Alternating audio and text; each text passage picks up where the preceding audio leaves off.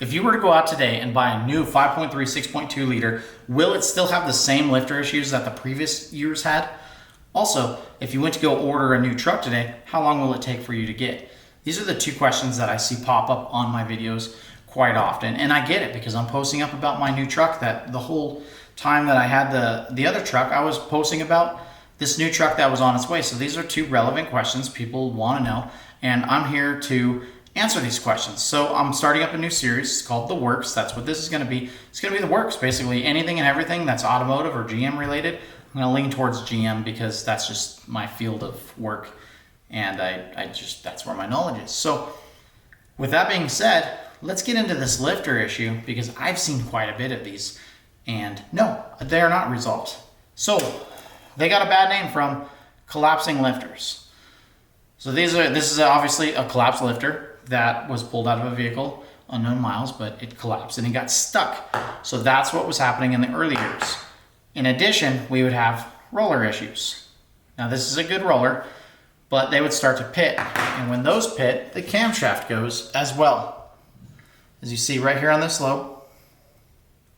So that one's pitted. So when this happens and you're out of warranty, that's costly repair. Now the AFM vehicles, active fuel management, that's the early years, only had 8 of these lifters in there, and then they had 8 normal lifters. So now the new trucks have all DFM. So that's 16 of these lifters.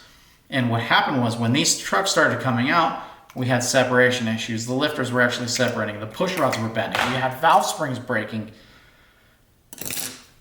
So there have been numerous part number changes on these lifters, and I don't know what's been changing in them, but they've been doing something to try to help, I'm assuming, or they're just manufacturing differences. I don't know, I couldn't tell you, but yeah, there's no guarantee if you buy a new truck that you're not gonna have this issue. However, here's a little kicker. If you look at your window sticker, it might have a $50 credit on it saying that DFM is deactivated due to microchip or whatever it's going to say on there. You still have these lifters on there, but lucky for you, it's deactivated. And so you're potentially not going to have one that's going to get stuck closed because they're deactivated. So they're not going to be on and off, on and off. The 6.2s currently are showing that they are all DFM and they are activated. Those microchips are all in there. The 5.3s currently look like they are not. So if you have one of these older ones and out of warranty, because you don't want to void your warranty by doing any modifications, that's a big no-no. But there is a range AFM disabler, AFM DFM disabler, and that will keep the whole AFM DFM from going. Link down below in the description, check that out. I don't suggest that you do that. I'm just saying that it's out there, and if somebody were to just click on it and look at it, I mean, that's up to you. So let's move on, shall we? Let's go to, if I were to order a vehicle today, how long will it take for me to get? Well, let me tell you, you're definitely going to want to get one ASAP, because if you're in the market, you definitely want one. Because what's happening right now is we just had our 3rd price increase on the Tahoes, where today, Tahoes and Yukons, I believe it was. Prior to that, we had the Camaro, got its 3rd price increase. And before that, the Silverados and Sierras got their price increase. So each have had 3. We're talking huge markups, or not markups, but jumps in price on these.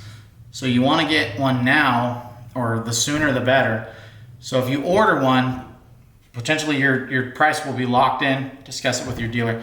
But here's what you want to do. Here's how everything's controlled with how long it's going to take.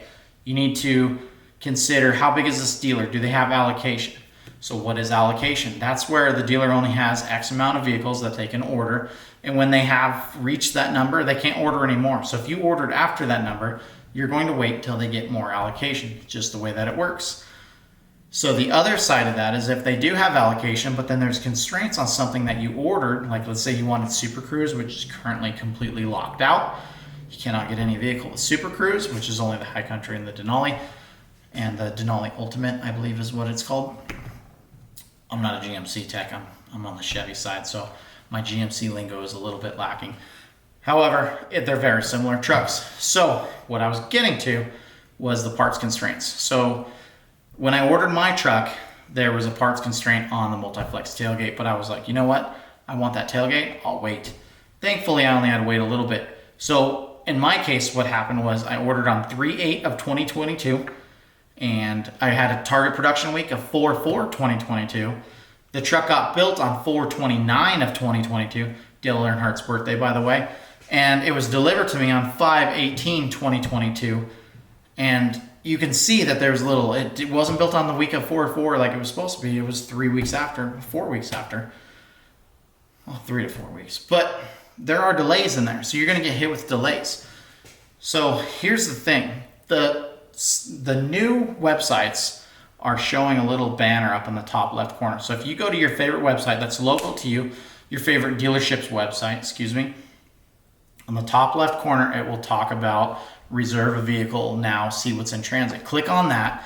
You can see everything that's in transit for that dealership. You can see what's been reserved, what's not reserved, what's in transit, what's ordered. You can see the window sticker price on there. That's where you want to click. You want to find one of those and call up and get your name on one of those. And that will eliminate the whole ordering process. And you're going to get one at that previous discounted price. At this point, it seems discounted because the price increases. So that's my tip to you. That's the new way to get one going, get your name on it. Or if you don't find one like that, you could just order one, and it could be anywhere from 2 months to 6 months.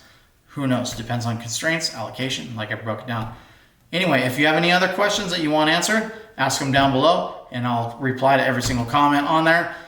Check out my other videos and comment on there, and then we'll come up with some new topics for next week's The Works. See ya.